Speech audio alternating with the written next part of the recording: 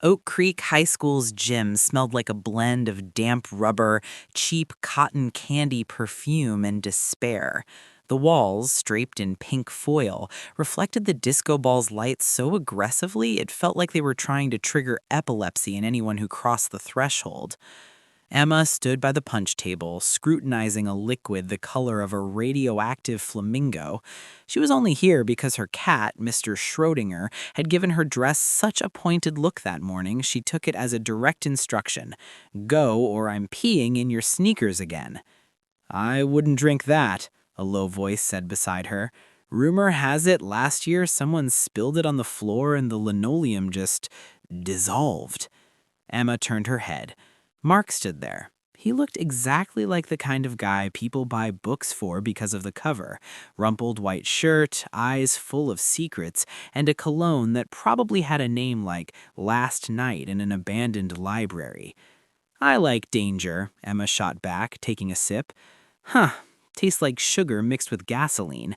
My taste buds just went on strike. I'm Mark. He extended a hand, adorned with a ring set with some suspiciously black stone. Emma, I'm the girl who came here to stand by the wall and leave in 20 minutes. Does your schedule look different? A little. I usually come to events like this to observe the social collapse of civilization.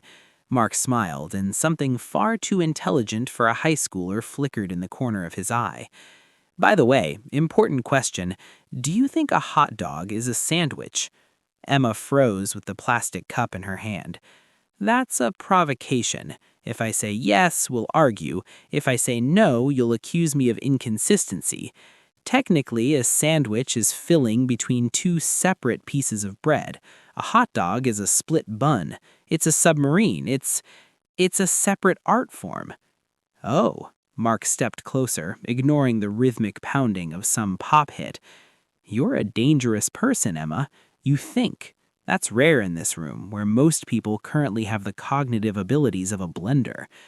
They stood a meter apart, and between them arose that strange gravitational field that usually precedes either a kiss or an epic fight.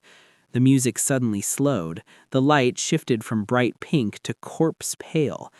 Emma felt a chill run down her spine. Not the pleasant kind from air conditioning, but the one you get when you realize you're not alone in a dark room. Do you see that? She asked quietly, looking past Mark's shoulder. Do you see what? Everyone's blood sugar levels skyrocketing into the stratosphere? No, there, under the snack table. Mark turned. Between plates of crackers and a bowl of guacamole, something was moving.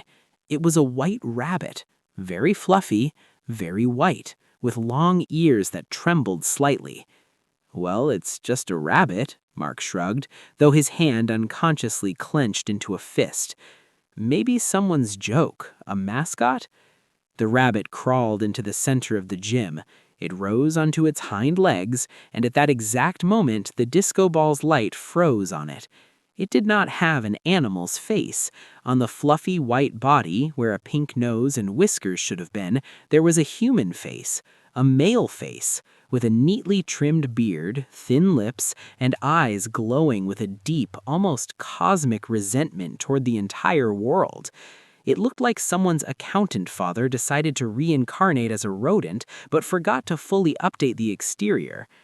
That's Bartholomew-Fluff, Mark whispered, and his voice suddenly turned dry and professional. You know the name of this obscene loophole in nature? Emma gripped her cup tighter. Not exactly, but I do know that when a rabbit with the face of your tax auditor looks at you like that, the dancing is over. Bartholomew-Fluff opened his mouth, and instead of a soft little squeak, produced a sound like a door creaking in an old morgue. Then he took his first step, like a human, on two legs, straight toward them. Bartholomew-Fluff wasn't just walking. He moved with the confident, slightly sloppy swagger of someone who knows their resume is the best in the company, but is still absolutely going to steal all the free cookies from the break room. His human face, pale, thin wrinkles around the eyes, an expression of profound existential disappointment, looked under the strobe lights like a mask from one of Salvador Dali's night terrors. Mark, Tell me this is a collective punch-induced hallucination, Emma whispered, unable to look away from the creature. Tell me I'm about to wake up and my cat is just sitting on my face, cutting off my oxygen. Your cat may very well be sitting on your face, but this guy is real, Mark replied. He slowly pulled something from his pocket that looked like an antique compass, its needle spinning as fast as a desk fan.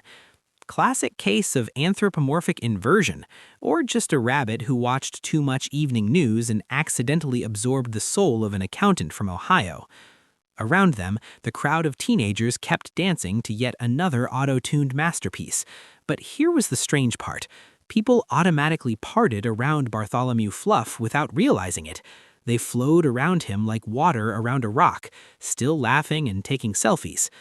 Until Stacy, captain of the cheer squad, whose intellect was usually compared to a well-lit aquarium, noticed the fluffy guest. "Oh my God, so cute," she squealed, pushing through her circle of friends. "Look, who brought the bunny? He's so realistic. Is this like promo for a new Marvel movie?" She bent down to pet Bartholomew-Fluff between his long white ears. "Stacy, don't!" Emma shouted, but it was too late. Stacy's fingers touched the soft fur. Bartholomew froze. His human face slowly turned toward the girl. His eyes, brown and bloodshot from what looked like chronic sleep deprivation, locked onto hers. "Madam," said the rabbit. His voice was a deep baritone, like the rustling of old bank statements. "Your petting technique lacks structural integrity. It offends my dignity and my tax exemptions." Stacy went rigid. Her mouth fell open, but instead of a scream, only a faint squeak escaped, like a rubber duck being gently strangled. She began backing away slowly, her eyes widening to the size of the very saucers from which the rabbit probably drank his morning coffee. "Uncanny Valley effect in action," Mark commented, watching as Stacy attempted to merge with the wall. "When something looks almost human but not quite, your brain says, 'Run,' or it'll steal your Netflix password." "He talks!" Emma finally found the strength to set down her empty cup. "And he talks about structure. This is the worst kind of mysticism, bureaucratic mysticism."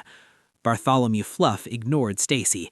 His gaze refocused on Emma and Mark. He raised one paw, ending in disturbingly human fingers, albeit very small, and adjusted an invisible tie. "You two," he rasped. "You are not dancing. Why are you failing to comply with the evening's regulations? Clause 4.2 of the high school charter clearly states, fun shall be mandatory and rhythmic." "We're, waiting for a slow dance, Mr. Fluff," Mark blurted suddenly, stepping in front of Emma. "No regulations will be violated, I assure you. My partner simply has very specific musical tastes." The rabbit tilted his head. His human eyes narrowed. "Specific taste is the first step to anarchy, and anarchy leads to a lack of accountability. I will be monitoring you." He turned and began making his way through the crowd toward the DJ booth. Each step was accompanied by the faint sound of an old printer jamming paper. "We need to leave." Emma grabbed Mark's sleeve. "Now, before he starts checking our health insurance." "We can't just leave," Mark said, glancing toward the gym doors. "Look at the windows." Emma followed his gaze. Instead of dark night sky beyond the glass, there was only dense, white, fluffy fur. The school building was literally wrapped in something enormous and soft. "We're inside something with dangerously high cholesterol, and I'm pretty sure the doors just turned into giant buttons." Why are they all acting like there isn't a medieval curse with the face of my former algebra tutor standing in the middle of the gym? Emma hissed, watching as a pair of cheerleaders nearly tripped over Bartholomew's ears and simply apologized to empty air. "It's the aura of aggressive banality," Mark muttered, frantically adjusting his strange compass, which was now making noises like an offended cat. "He emits a nothing-to-see-here frequency. To them, he's just a weird guy in a costume, or decor. The brain filters out what it can't explain so it doesn't explode. But you and I, Emma, apparently have defective filters, or we drank too much of that punch." Meanwhile, Bartholomew-Fluff had reached the DJ booth. DJ Brad, who usually wore the expression of someone trying to multiply 47 by 12 in his head, didn't even flinch when a small, fluffy paw with human fingers gently pushed his hand away from the mixer. "Colleague," the rabbit intoned in a basso rumble, "this beat is excessively syncopated. It does not encourage timely tax filing. We are switching to ultra-rhythmic hypnosis mode." He twisted a knob and the music changed. This was no longer a pop hit. It sounded like an ancient dial-up modem mating the cult beat of a colossal mole. The bass vibrated in their teeth. The students on the dance floor stopped in perfect unison, then began moving in a strange, jerky rhythm, like items on a conveyor belt. "Okay, that's too far," Mark declared, striding toward the equipment closet that had somehow materialized in the middle of the gym. He yanked out an old mop. "I refuse to let a shape-shifting accountant ruin this night. I haven't even asked you to a dance that doesn't end with an exorcist." "You're going to fight him with a mop? He has a magical field and you have a stick with a rag." "This isn't just a mop. It's just a mop, but I'm highly motivated." Mark leapt onto the DJ platform and swung it. "Hey, oversized rabbit, put Britney Spears back on and crawl into your office hell dimension." Bartholomew-Fluff slowly rotated his head 180 degrees without moving his body. His human face elongated, his nose twitched. "Insubordination. Use of unlicensed cleaning equipment within a designated fun zone. Penalty, 1 toe on the left foot." The rabbit suddenly opened his mouth wide enough to swallow Mark's head whole, but instead of biting, he released a piercing sound. Pre-sh-cook! A thin stream of bright orange liquid shot out, instantly solidifying midair into sticky orange chains. "Wow," Emma whispered. "He's turning reality into the produce aisle." Suddenly, the gym doors slammed shut with a thunderous boom. The handles morphed into enormous pearly buttons, and the cracks sealed themselves with white fur. The air grew thick and warm, as if they were trapped inside a gigantic sweater. "Places, everyone," Bartholomew's voice boomed from every speaker. "The mandatory program begins. Failure to maintain rhythm will result in garnish status." The students, eyes empty and smiles stretched too wide, began circling Emma and Mark. They didn't attack, they simply danced toward them, tightening the ring in time with the modem-like thrum. "Mark," pressed Emma beside his back, feeling her heart slam against her ribs, "if we survive this, you owe me dinner, and no carrots." "Deal. But I think we're about to dance like our lives depend on it, because, spoiler, they do." On the DJ booth, the rabbit began to bounce slowly. With each hop, the floor beneath their feet softened, turning into a giant trampoline of pink marshmallow. The strawberry marshmallow floor turned out to be impressively springy.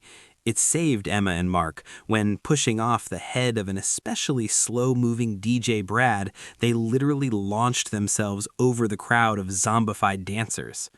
Mark used his petrified carrot mop as a vaulting pole, displaying all the grace of a deeply startled Olympian.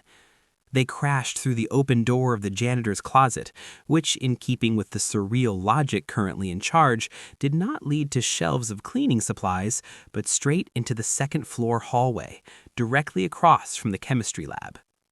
"Inside, move," Mark ordered, dragging Emma into the dark room that smelled of sulfur and unfulfilled scholarship dreams. They slammed the heavy door shut and barricaded it with the teacher's desk. Outside came the rhythmic scraping of hundreds of feet and the muffled thud of modem bass. Emma slid down the wall onto the cold tile, breathing hard. Her once perfect hairstyle now resembled the nest of a pterodactyl who had survived a failed chemical perm. "Okay," she exhaled, trying to steady her trembling hands.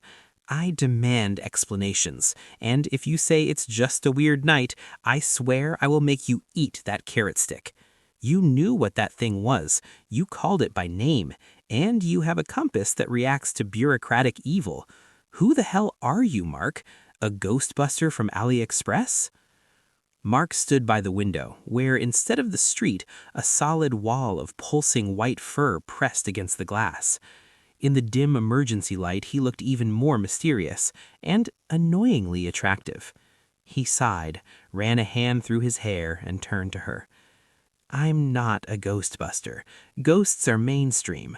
I specialize in absurd anomalies, category B, things that make no sense but really want to kill you or make you file a tax return. So instead of hunting vampires, you hunt accountant rabbits? Last week, I exorcised the spirit of a depressed poet from a toaster. It was burning Shakespearean sonnets into bread. Bartholomew-Fluff is an ancient entity. He feeds on the human desire to be normal and follow rules. A school dance? That's an all-you-can-eat conformity buffet. He stepped closer and crouched in front of her. Their faces hovered at a dangerously small distance. Emma suddenly noticed the sulfur smell fading beneath his cologne. The adrenaline in her bloodstream shifted into something else, just as intense. Listen, he said quietly, the sarcasm gone from his voice. I'm sorry I dragged you into this. I thought I could handle it before the carrot terror phase kicked in. You handled yourself out there, on the marshmallow floor. Emma looked into his eyes, which in the strange lighting appeared almost violet. She meant to say something sharp, something clever, but instead she whispered, You promised me dinner. If we die in here, I will haunt you and rattle chains at your funeral.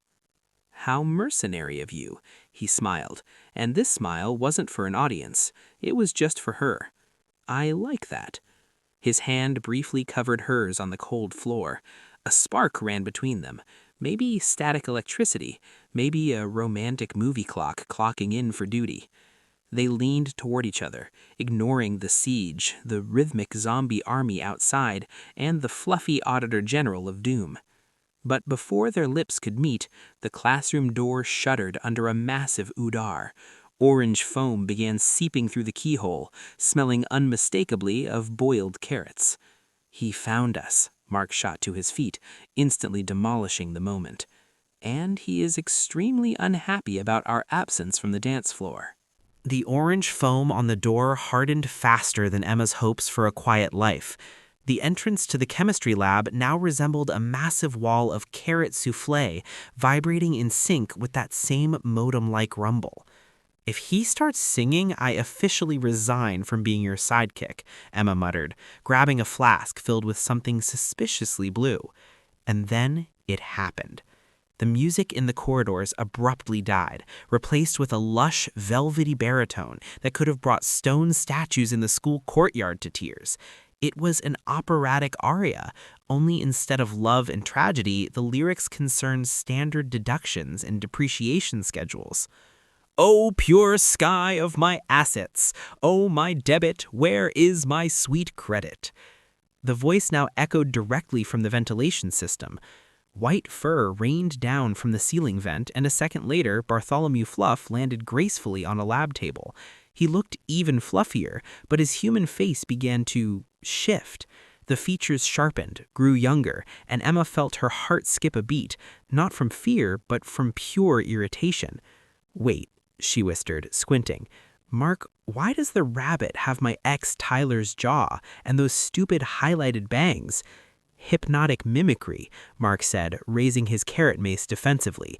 He takes on the features of whoever triggers your strongest emotions. Doesn't have to be love. Embarrassment or the urge to punch someone works just as well. Bartholomew Tyler straightened, adjusted an imaginary collar with one paw, and looked at Emma with the eyes of someone who dumped you over text on your birthday. Emma, the rabbit said in Tyler's voice, only now operatically resonant, your life is chaos without accountability. Your feelings are not properly itemized. Join us. A grand merger is taking place in the hall. We are dancing the tango, a perfect, synchronized, notarized tango. He executed a neat little step with his paws, and through the door's glass, Emma saw the corridor filled with students, hundreds of teenagers paired off. They moved with mechanical precision, step, turn, sharp dip, all in total silence except for the rabbit's aria. It was beautiful and profoundly disturbing at the same time. "See?" the rabbit purred, edging closer to the table's rim. His fluffy body clashed grotesquely with the face of the school heartthrob. No improvisation, no awkward pauses, only rhythm and order. Tyler was always boring, but this is a new level, Emma muttered, glancing at the flask in her hand to Mark. He wants to turn us into dancing office drones? Worse, he wants the whole world to become one giant ball where every movement is regulated. Mark stepped forward. Bartholomew, your Tyler skin doesn't work on me. I don't have exes with tragic haircuts. The rabbit's face snapped toward Mark. For a second, his features warped, trying to recalibrate to Mark's psyche, but Mark only smirked. Don't bother. My emotions are currently reserved for someone else, and they're way too chaotic for your software. Bartholomew let out an angered shriek like a boiling kettle. Then you shall become background, he roared, flicked his ears, and shot back into the ventilation shaft. Instantly, the orange wall on the door began to melt, transforming into thick, sugary syrup that quickly flooded the lab floor. We have to move, Mark grabbed Emma's hand, before we become part of this perfect dessert. I have an idea, and you're not going to like it. We're going to have to outdance him on his own floor. The syrup had already reached their ankles, thick and stubborn, every step making a sound like duct tape being ripped off a very hairy carpet. Emma could practically feel her expensive shoes being permanently inducted into the Museum of American Confectionery History. Mark, if I don't hear a plan in the next 5 seconds that doesn't involve dying of sugar-induced organ failure, I'm starting to throw chemicals at you, she yelled, balancing on top of a lab table. Mark, who had just wrestled his carrot mace out of the syrup, straightened up. His shirt was streaked orange, and his expression had shifted into the kind of seriousness usually reserved for calculating the apocalypse on a napkin. Here's the plan. Bartholomew-Fluff is the embodiment of structure. He fears chaos the way I fear karaoke. His perfect tango is a mathematical equation. To break the system, we need a glitch. We need electro-swing. Excuse me? Emma blinked. You want to defeat ancient evil with music exclusively enjoyed in overly aesthetic cafes and by people who think they were born in the wrong century? Exactly. Mark pulled a neon-glowing flash drive from inside his jacket. This is concentrated 1920s chaos. The rhythm is so fractured it'll trigger a full system error in a rabbit accountant. But there's a catch. The music alone won't work. We need resonance. We need to dance together. Emma looked at the carrot marmalade-blocked door, then back at him. I don't dance swing. I stand in corners and silently judge people who do. That's my primary skill. Perfect. Mark stepped closer, ignoring the sticky floor. He extended his hand. You don't need the steps. You just need to trust my internal madness. This will be the most ridiculous thing you've ever done. But Emma? He hesitated. Outside, Bartholomew's operatic tax area faded into background static. If we survive this, and I don't turn into a hamster with your teacher's math teacher face, will you go on a date with me? Somewhere normal, with pizza, not ideological carrots. Something warm bloomed in Emma's chest, and it wasn't the syrup. Deal, but if you step on my foot, I'm donating you to the rabbit. Mark flashed his hunter's grin. He swung the petrified carrots straight into the center of the hardened foam, sealing the door. Chemistry, don't fail us now, he shouted, dumping the suspicious blue liquid Emma had grabbed onto the impact point. Instant reaction. The carrot syrup began to bubble, hiss, and erupt in violet sparks. The door blew open along with the lab curtains, revealing a surreal operatic stage. The tango zombies stood frozen in flawless poses, awaiting their final note. And now, Mark said, plugging the flash drive into the strange device on his belt and hitting play, let's see how our fluffy auditor handles this. From speakers he had somehow hijacked through anomalous interference, a wild, unhinged electro-swing rhythm detonated into the hallway. Brass blared, beats pounded. The tempo was so feral that the fur-covered walls began to tremble. Bartholomew-Fluff, poised atop the DJ booth for his climactic soprano, stumbled. His human face twisted as if he'd just swallowed spoiled milk. This is not protocol, he shrieked. Where are my quarter tones? Where is my predictability? Emma felt the rhythm grab her by the spine. Mark seized her by the waist, and together they whirled into the corridor, moving so fast and so chaotically that they became a blur slicing through the perfectly frozen tango pairs. "Hold on, Emma," Mark shouted, spinning her into a dizzying turn. "Time to show him what a budget deficit really looks like." Electro-swing tore through the sterile silence of the hallways like a chainsaw through a wedding cake. Emma felt her heart slip into a dangerous resonance with the bass. Mark wasn't just holding her hand, he was gripping it like she was the only anchor in a world spiraling into madness. "Remember," he shouted into her ear, his breath hot against her skin. "No logic. Dance like you've got a furious raccoon trapped inside you." They burst into the gym. The sight was epic. Hundreds of students stood in perfect rows, moving with the precision of a Swiss watch. But as the swing hit them, their bodies began to glitch and twitch. It looked like a video game with corrupted textures. Bartholomew-Fluff stood atop the DJ booth. His human face now resembled melted wax, Tyler's features blending with the principal's face, and somehow a very sad dog. "You, violators, deficit units," the rabbit screeched, beams of orange light shooting from his eyes. "Your energy has not been declared." Mark scooped Emma up and tossed her into the air. She didn't even have time to panic, just accidentally inhaled a bit of confetti and caught her by the waist on the way down. "Now, Emma, the fire extinguishers." She grabbed the mounted canister from the wall, yanked the pin, and as she spun wildly with Mark in a chaotic pirouette, slammed the lever. White foam exploded into the pink glow of the disco ball. They created their own cloud of chaos. Bartholomew tried to drown out the swing with his operatic wail, but his voice cracked into hysterical squeaks. His fluffy body began to inflate like a balloon overfilled with ego. Mark pulled a handful of glitter from his pocket, what he called pollen of illogic, and hurled it straight into the rabbit's gaping mouth. "Chew on that, bureaucrat. That's glitter from my ex's dress. It comes off nothing." The rabbit choked, his perfect structure fractured. Around them, students toppled like dominoes, finally breaking free from the trance and producing entirely normal teenage sounds like, "Ow, my legs," and "Where's my phone?"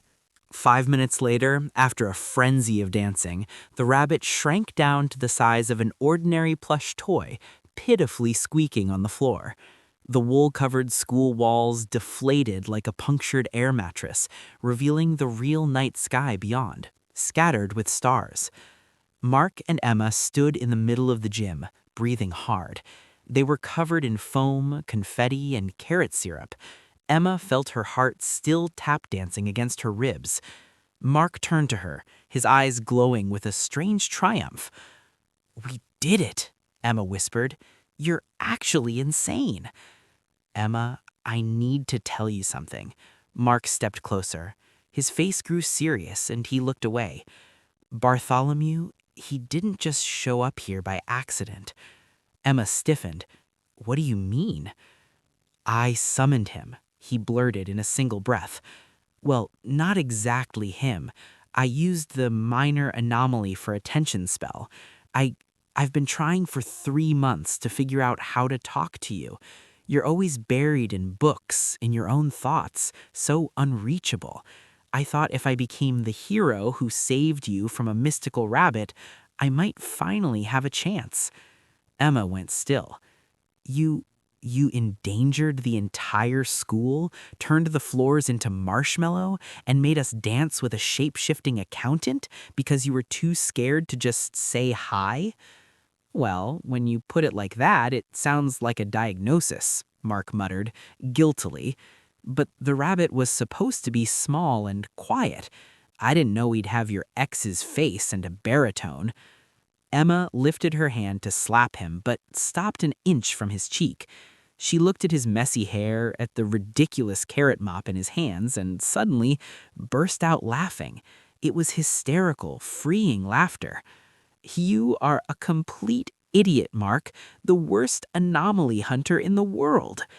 She grabbed him by the lapels of his filthy shirt and kissed him. The kiss tasted like strawberry punch, fire extinguisher powder, and real, unpredictable life. They were leaving the school just as the first rays of sunlight began slicing through the fog. Mark was already joking about how he'd have to explain to the principal where the entire cafeteria carrot supply had mysteriously vanished. "So, pizza?" he asked, opening the door of his old car for her. "Only if there's no rabbit on the menu," Emma smiled. She slid into the seat and automatically flipped down the sun visor to check the mirror. She wanted to wipe the confetti off her face. She looked at her reflection. Her own eyes looked back at her, her nose, her lips, but for a second, just one brief second, the skin on her cheeks turned white and fluffy, and instead of her reflection, deep in the mirror's glass, Bartholomew-Fluff stared back at her. He didn't look evil. He simply pressed a tiny paw to his human lips and winked. Emma flinched and snapped the visor shut. "Everything okay?" Mark asked, starting the engine. Emma looked down at her hands. The tips of her fingers seemed suspiciously soft. She gave a mysterious smile, feeling a strange, almost irresistible urge to go check her tax return or eat a head of cabbage. "Everything's perfect, Mark," she purred, her voice suddenly threaded with faint operatic notes. "Let's just go. We have a very long and structured day ahead of us." The car pulled away, leaving the school behind. On the asphalt lay a single white, fluffy glove. Or was it a paw?